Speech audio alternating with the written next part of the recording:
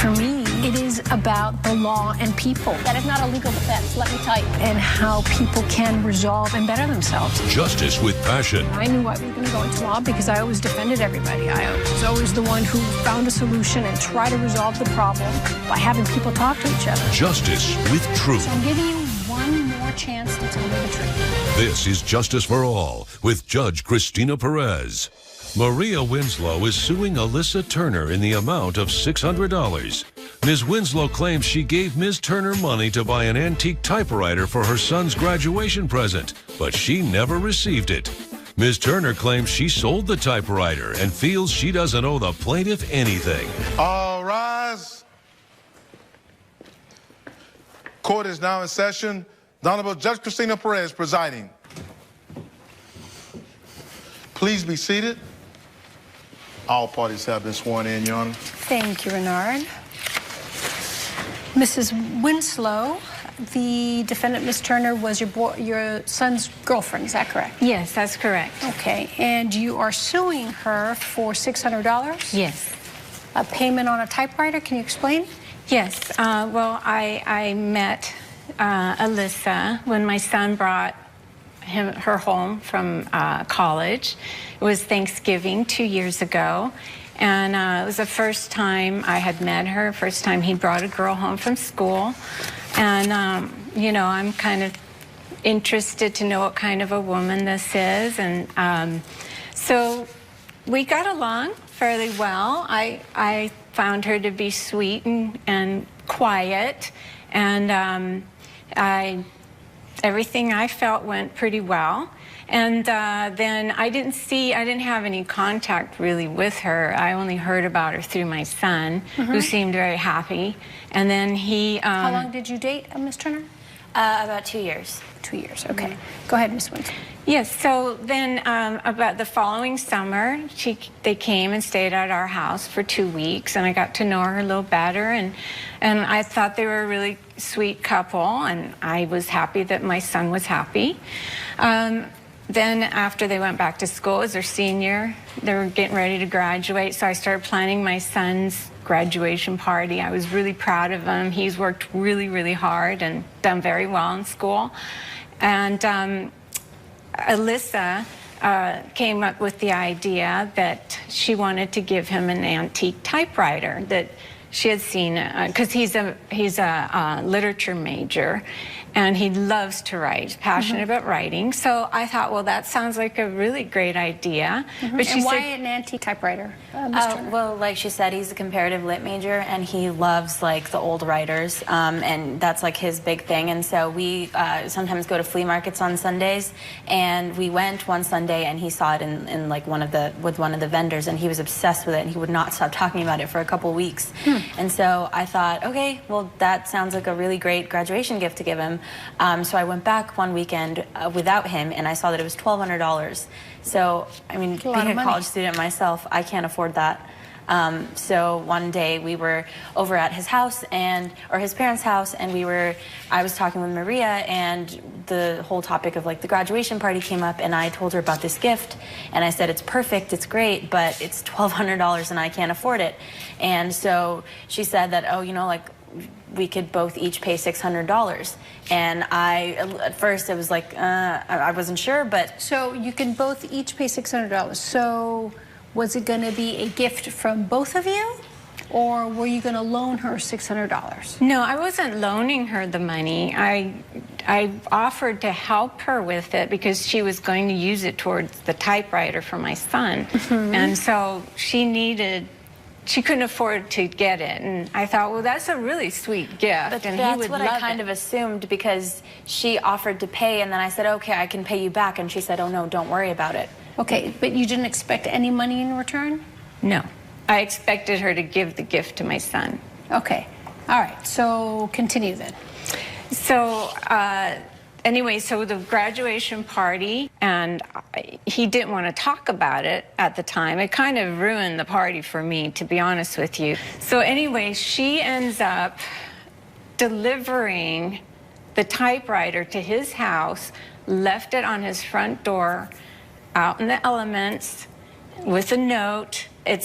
antique, so there are parts inside there that got rusty. It's going to cost approximately $500 to fix it. And I just feel like, you know, she was being petty about it. And basically, he has a destroyed typewriter. Coming up on Justice for All. I went out and I bought the typewriter, and so that was the weekend before of his graduation party. Now, that following week, throughout those events, I found out that he ended up cheating on me. And later. Okay. And the crops were the blue crops, or all the blue covered crops? Any crops that were on his land. In the contract, it states to respect his crops. Closed captioning provided by.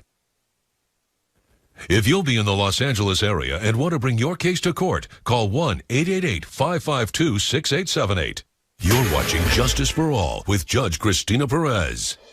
We're back with the case of Maria Winslow, who is suing Alyssa Turner for $600. When he got it, it was not in working condition because it was left outside and it rained.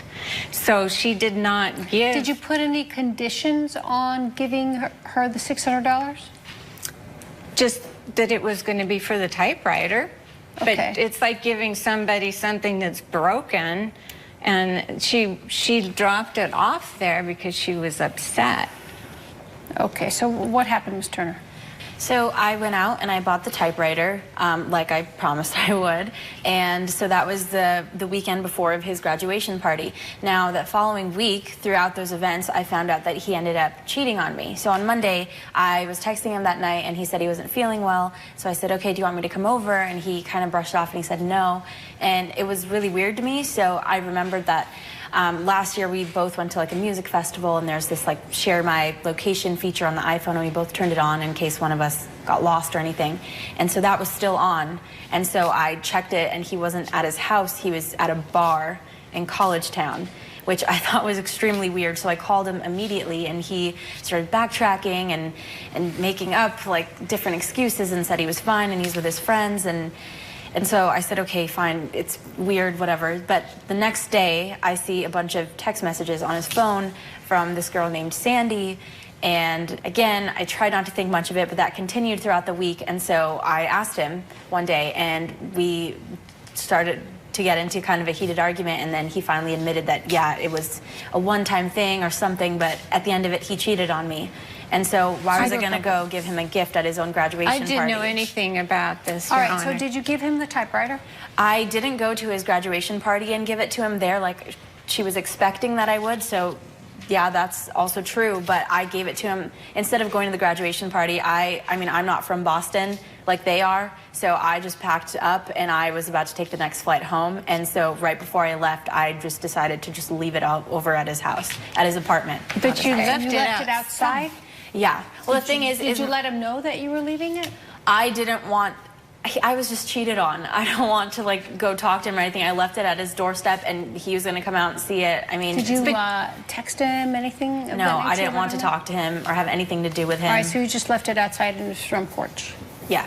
Okay. You didn't even respond to my text. You could have brought it to me, or I would have come and got it. But they live 45 minutes out, and I'm from upstate New York, and I had a flight that I had to catch. Okay. So I wasn't really going to go drive all the way over just to give a typewriter to someone that Your cheated Honor, on me. I would have gone to her and gotten it if I had known, but she did not respond to my text when I asked her.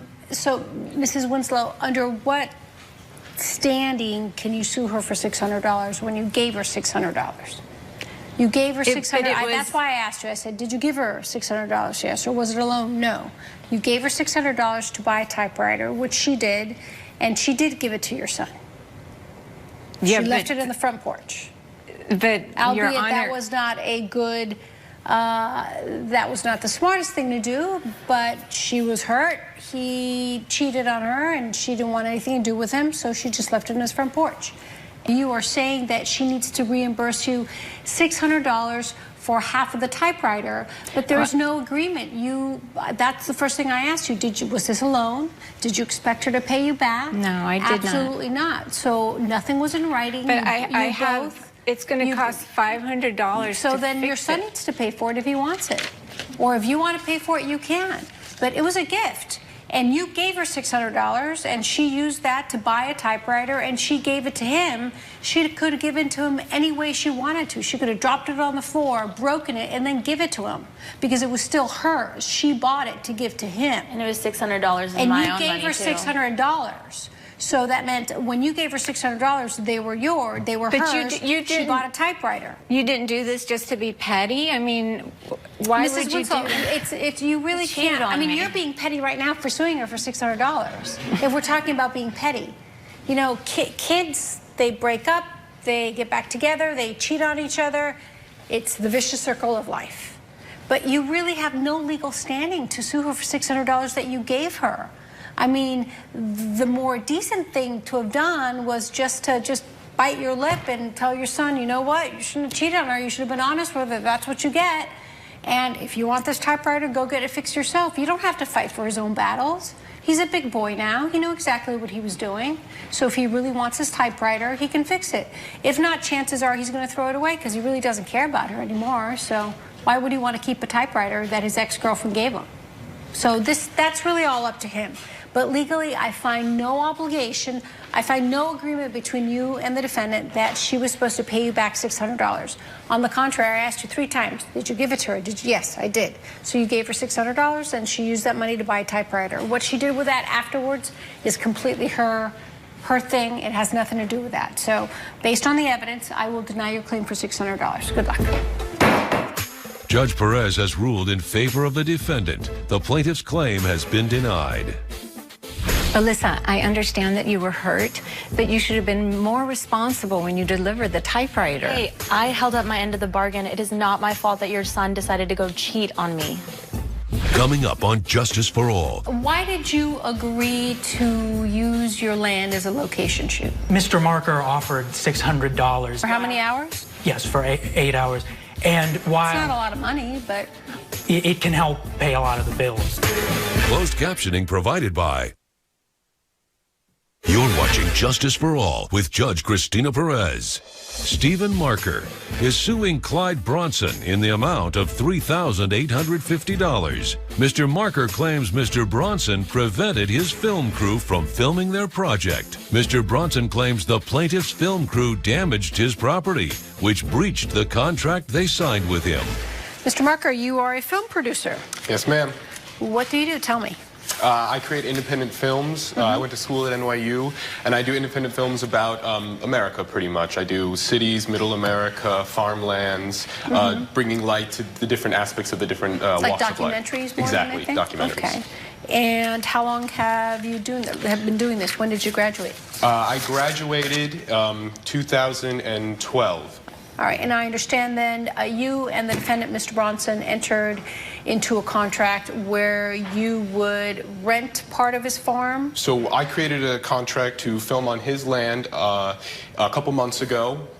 We'd be filming using all of his land, front and back of his property.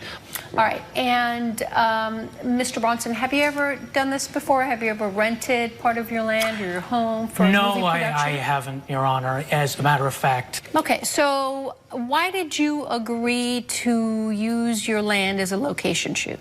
Because Mr. Marker offered $600, and for how many hours?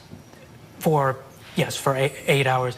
And while it's not a lot of money, but while I make my money in farming, it can help pay a lot of the bills that way. All right, so you agreed to $600. And why don't you tell me in your own words, I imagine I have a copy of the contract, but I imagine you also have a copy also. In your own words, what was going to happen on the day of the shoot? Well, what was going to happen on the day of the shoot was they were going to come in, film some of the area, go around where some of the crops were. And did they tell you specifically where they were going to go? Yes, they did, Your Honor. Okay.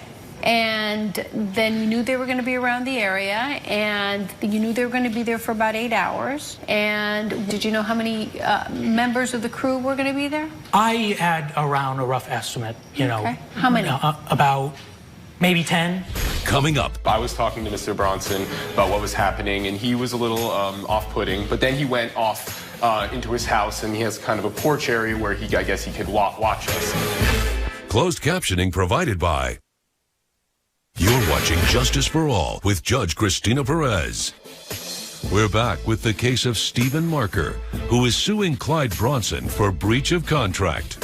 So then the crew came in and... We started setting up. I was talking to Mr. Bronson about what was happening, and he was a little off-putting. But then he went off into his house, and he has kind of a porch area where I guess he could watch us. And right in the front was where we first started. We got the windy road, and that took us about 2 hours. So. And this is where the incident happens, is we started to go up his land because it's on a slope, and there were 2 sets of crops with blue tarps on them. And as we were walking through, one of my crew members, an AC, he slipped, or he felt it was better footing for him to step slightly onto this blue tarp to get the heavy equipment up this area. Did he tell you where you could walk, what you could do, what you could not do? Was he clear about that? He had stated that he wanted us to stay away from his crops. Okay. And the crops were the blue crops, or all the blue covered crops? Any crops that were on his land. In the contract, it states to respect his crops. Of course. Okay. Whatever crops may mean to him. Okay.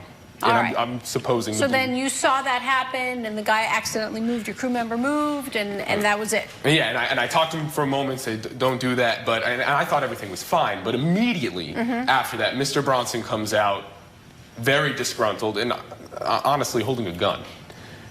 Judge Perez's verdict when Justice for All returns. Promotional consideration provided by...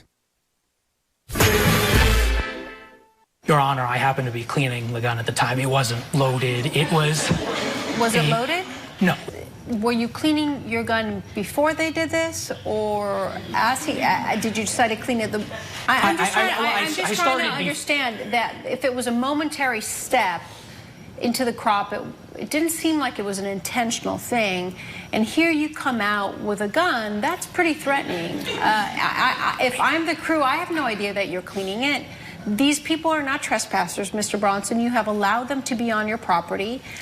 If I am a crew member and I see you come out with a gun, I would be terrified. What did you think logically would happen? They were going to step on things. Maybe there was going to be a little garbage here and there. Maybe something might have been broken, but that's what you reasonably expect. But you expect them to clean up after themselves, and you expect them to fix it, but you didn't give them that opportunity. You kicked him out after less than 2 hours of filming. And how is that fair? It's not. Okay? So based on the evidence, I will rule in favor of the plaintiff, and the total that we will have the defendant reimburse you is $2,500. I'm sorry, Mr. Bronson. It ended up being much more expensive for you in the long run. Okay? Good luck.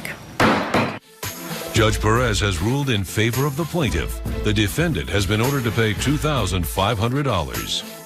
Mr. Bronson, I'm sorry that if my film crew destroyed your crops, but there was a process for us to pay you back, and the judge saw that you didn't proceed with that.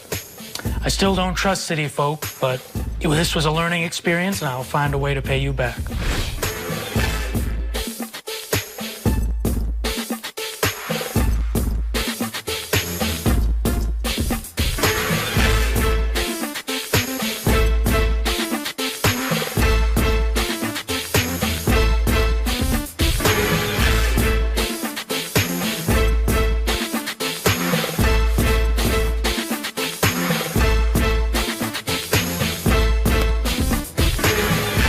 This has been a production of Entertainment Studios.